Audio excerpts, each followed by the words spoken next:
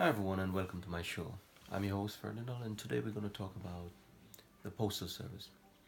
Now the postal service was can be about to um, correspond with to send back correspondence or to send back your mails. To send your mail to a third party can be very costly if you're not careful. If every time you have to send a registered post or with some notary or whatnot, it can cost you a lot of money. Every third or fourth letter that comes through our door is an offer of a contract, and if we should send it back by record delivery and rescind their contracts saying no, thank you, it'll cost you a lot if you're not careful. So the way I do it, I'm gonna show you the most cost-effective way that I do it, and maybe it could help you when you're corresponding with a third party, when you're sending your mails through the post.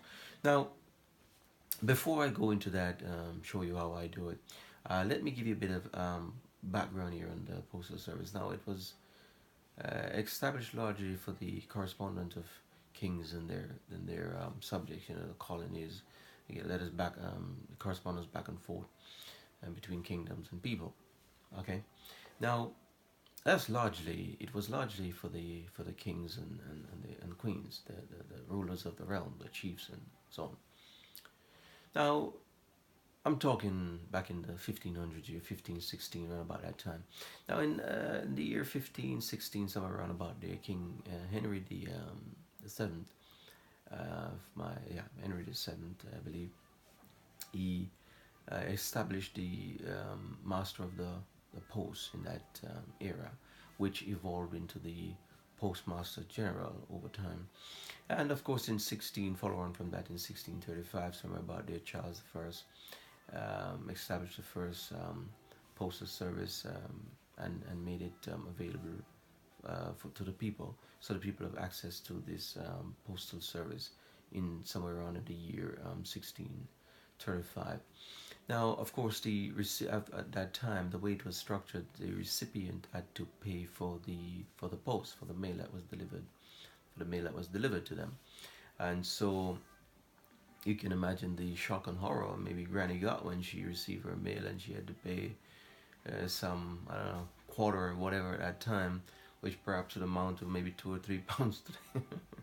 Who knows? But anyway, that's a shock for anyone after having to pay for posts. You can imagine all those mails come to your door. You'd have to pay for them. The recipients had to pay for them.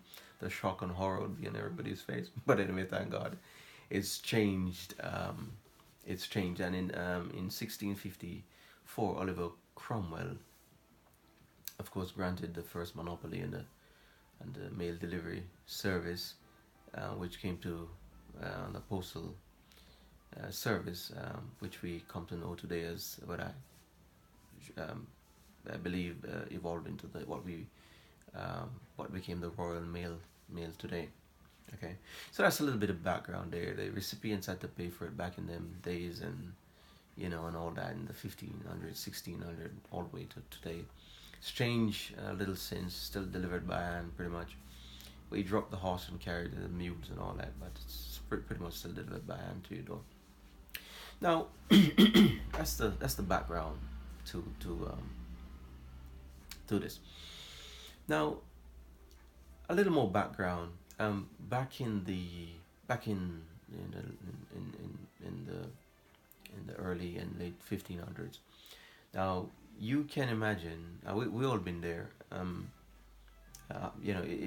You can imagine the amount of contention and strife and disagreements people had and fallouts. Lots of fallouts during that time. I mean, we all been there when perhaps I'm from the Caribbean myself, but I know when people are going back home, one of the things that your neighbors tend to do is to come around and if they hear that you're going back home, you might be from the same kind of town they are from, and they'd like you to deliver a message or something to grandma or something like that, maybe a nephew or a son of theirs. They want to kind of like give something to, maybe a watch, maybe a phone, maybe something. And take Britain for example, back in those era, late 1500s. Most people had to use these horse and carriages and whatnot, all these kind of primitive form of transportation, and it'll take weeks and weeks, maybe months, well, months and months to reach far up north there, maybe in Wales or God knows where, in Scotland, far north, Ireland and Wales, and you can imagine, having to travel on your horse and in a carriage, horse and carriage. Back in them times, traveling maybe for 12 months or more, crossing the whole island, crossing the whole, crossing Britain completely overland, most of those remote areas people would have come from, and over time they find themselves in London, where there was more to gain from city life. And so maybe 4 or 5 years have passed, 6 years have passed, maybe 10 years have passed, and you haven't heard anything from Granny, who live in a little house down in the village, or you haven't heard from your son or your nephew, or just some good old friend from the village. And you might hear that Big John is going up north, and everybody would come around, and I don't know, maybe a neighbor would say to John, "Oh, John, we're from the same kind of town in that lower valley. God knows where in Scotland, or where, somewhere far there." And Big John would be, like, you can imagine a neighbor coming over and say, "John, Big John, I hear you going up north," and Big John would be like, "Mm-hmm. Why?" Because we all been there. John would be thinking, now he's going to ask me to deliver something for some nephew of his that maybe I can't even find. It takes me weeks and weeks to get to this person. So you can imagine the reluctance in that. There's still there even reluctance now. People have massive reluctance in, big reluctance in carrying somebody else's messages, or being somebody else's messenger, carrying somebody else's mail or something. Deliver this watch to my son or to my nephew. You can't find a fellow. Can't find him. Deliver this letter to my daughter. Can't find a person. And you have to be up and down, being somebody else's messenger, and you at your inconvenience. So you can imagine Big John would be giving a funny look. What is it to you? Like, now, Big John, we come from the same little valley down there in Wales. Could you tell my son something for me? Give Granny this letter. And Big John would be maybe like, look, dude, I'm gonna have to travel for like maybe 12 months or more, and you're asking me to do another 4 months on top of that. I mean, your village is like, what, 20 miles from me, over them hills and valleys, and around that bend, across 10 rivers. Like, it'd be like, lots of people, I could imagine lots of people falling out, people falling out today over them kind of things, yet alone in those times. So how contentious it was, the service, the delivery, the mailing service was at that time, how difficult it must have been. You had people robbing the mail service, thinking that they were gold being some kind of valuable merchandise being transported in those services. So, it would have been a very difficult time for lots of people, lots of falling out. People would want to have to tell other people that they were traveling far distances, because next thing you know, somebody wants you to deliver something for them. So just a bit of background on that, and all that used to be very difficult in those times. Now let me. So how do you post your correspondence in the most cost-effective way possible? I don't like to say post letters, because letters are certain articles of the alphabet, things of the alphabet, A, B, and C. And today, if you say you post a letter, you post what, A letter, a B letter, or a C letter, a Q letter. What letters did you post? They're letters of the alphabet. So most people look at it like that. So most people tend to use correspondence. Now, see, instead of say you post a letter, well, you post a letter A, you post a letter B. Now, I say you post a correspondent. Responding to your email, or I'm responding, thank you for your correspondence, or something like that. Okay, so we generally tend to use correspondent as opposed to the old way of saying, oh, your letter, or a letter, or something like that. You know what I'm saying? Now let's go on to this now. So the way I generally do it,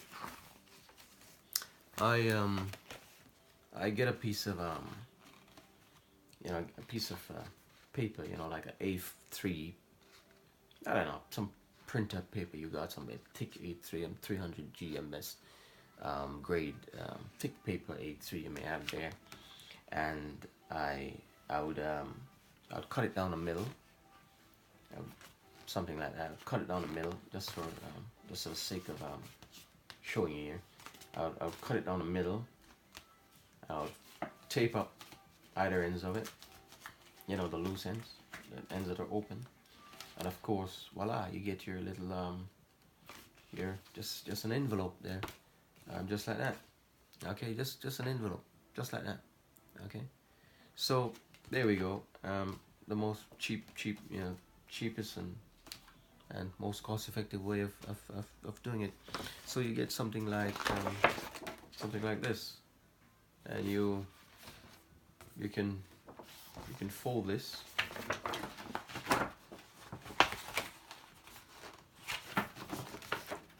And from this, okay, and from this you can get two envelopes. You cut it down the middle like that, and this is a 300 GMS. Thickness of the paper is you need a thick one, because our 200 will do, but I had some 300 lying around, run out of envelopes, so I just use these. So I fold it like that, and I'll just cut it down the middle, and this half, this quarter or whatever, or this half of it would be an envelope, and this half of it will be another envelope. And all I have to do is to just write the address on it, wherever it's going, and that's it. You get two out of this, two envelopes, and you, of course, you stick whatever letters you're gonna stick in there. Whatever letters you're gonna stick in there, you stick it in there. You put some tape on this end, get some tape on this bit, and you stick a first class stamp on it. If it's going back to some, I don't know, some debt collector, something, somebody, it's not important, maybe to some contract that you get there. It's not really important, they'll always correct. You could, when you put when I put normally a second class stamp on something that doesn't drop back in the post, I normally video myself doing it just to get that I did post this thing. And I would oftentimes I would have the tape, the piece of tape ready, and this bit would be open, and I would video what I'm putting back in there, and I'll put it back in, and then I'll video myself putting the tape over it and drop it through that little hole there in the letterbox. And make sure I do that, because you want to get the article, whatever you're sending, you want to get the account number, whatever information is on there, to say that this was posted back. And you put it there, second class. It's not important. If it's passport, ID, something like that, you send it back. Then of course I would advise everybody to send it back. It'll cost you a little bit, but better be safe than sorry. You can always say you lose it and all that, and that's kind of something you're gonna have to pay for to obtain it again. So so that's how in a nutshell, that's how I send it back in the most cost effective way possible. I don't make it cost me. I don't make it cost me much at all. My principle on this is that you shouldn't let it cost you anything to say no. If I'm rescinding your offer, if I'm just saying no, thank you, I'm not interested in your offer for contract, or I'm not interested in, if it's just, just a letter to your friend saying I don't, you don't have to use it. You just fold up something like this, and you stick a stamp on it, and it's just going to good old Bobby down the road. If you're just say that's got a correspondence, it's very it shouldn't cost you anything. Couple of shouldn't cost you even a pound to stick a second class, 60p or 30p, whatever it's cost these days. You stick it on it, you fold this up, and that's it. That should be the way you do it. Especially if you're just communicating with your friends or whatnot, or you're just saying no to a contract. And then generally what I'll do, I'll call them up. Say for instance, if some old good old parking days, I'll call them up and say, well, did you get this? Did you get my correspondence? And they'll say, yes, we got it here. We'll let you know. We'll send you back another correspondence to see. Good old some old debt collection agent. We all know that. I'll call them up and I'll say, did you get my correspondence? They'll say yes, or they'll say no, and I'll send you another one. let me know when you get it, could you? Or something like that. So yes, so that's generally that's the background to this. I'll give you some background as well. 15 in the 1500s were generally established as the master of the post. After that, became evolved into the postmaster general. Then it became the delivery mailing delivery service, became a postal service. What became the subsequently Royal Mail today after the monopoly of the delivery post service. Postal service. Okay, so that's a bit of background. So I just thought I'd do this quick video. I was busy doing some other stuff, but as you know, if I can help you out in any way, in any cost-effective way, I don't think, as I say, my principal stance on this is it should not cost you anything just to say no to a contract. You can imagine if we were to send back by recorded delivery or notary or whatever every single offer of contract we get through our letterboxes, which is the venue for contract that they use to get it to tie us into these various agreements. Every third or fourth letter comes through your door is some form of contract paid. Is paid as a ticket fine of some. There's a fine of charge of some sort, bill of some sort. If we were to send back all these correspondence by recorded delivery or notary or something, it'll cost us a fortune. You can imagine get a million of these through the door. You can imagine going all the day and come back 6-7 months time or 1 year's time, and you come and you see a ton of letters, and you maybe 1,000 letters, and you got to respond to all of them by notary or recorded delivery or something. It'll cost you all you have. So for me, it's a principle. I don't think it should cost you anything to say no, or it should cost you much to just say hi to Bobby down the road or Granny up north or something. We have, created an efficient, good service these days, and I really don't think that it should cost us a lot just to say no, especially. Okay, so I hope this was very helpful. As I said, I do this show every day from 7:30 p.m. to 8:30 p.m. My website particularly for legal, lawful information, common law information. You can find me on my website is www.commonlawsolution.org. My email address is commonlawsolution@gmail.com. My contact number is 0757746270. You can send me a message on the old WhatsApp there. Press that microphone button, voice your message, and it'll come straight to my number. I'll answer your messages. I'll answer your questions, and I'll upload all the answers to the various questions asked. And of course, if you want to call me direct, you can just give me a call direct, send me an email, ask me any question you want. Maybe you got a court case you're going through and need some useful common law information about how to proceed or what your next step should be or might be. I'll be happy to help anyone. Thanks to everyone that donate. Big thank you to everyone that donate to this cause. I'm trying to get everybody learning common law, because it's the only law that fully protects your rights and your property. And we should always remember that we create government, man create government to protect the rights and property of man, not to infringe on it or to take it away from you. Okay. And also remember that no people can be free and ignorant at the same time. You're either ignorant and stupid and lose all your rights and your property, or you're a free man, free sovereign. You're a man that knows your rights and evoke the laws to make sure that you retain them and your property. Okay, as Bob Marley once said, as I quote in many of my previous videos, none but ourselves can free our mind. We must free our minds from mental slavery. Okay, well, I hope this information was useful, and I look forward to you joining me in the next program again. And keep watching. Give it a old thumbs up on YouTube, also on Facebook, and of course visit the website. There's lots more information, useful information. There we're uploading new information every day, and of course I give people free support. I don't charge anything really. All I ask for is that you support the program and the cause. Okay, you can make a donation anytime you want, and I would, of course, it's vital to the work of providing materials and providing face-to-face or over the phone support and information to anybody that needs this kind of information that will definitely protect your rights and property and keep you out of prison as well. So I hope this information will help you all. See you in the next program. In the next program, subsequent videos to come, we'll talk about court cases and how to write your notice letters to the court, and etc. Okay, so God bless, and I see you all next time.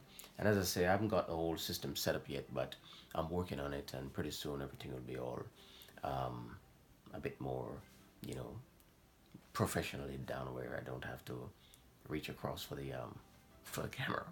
Okay, but anyway, for now, we'll have to work with this, and of course, you're here for the information, not my setup. Okay, okay. Well, God bless, and I'll see you next time, and look after yourselves.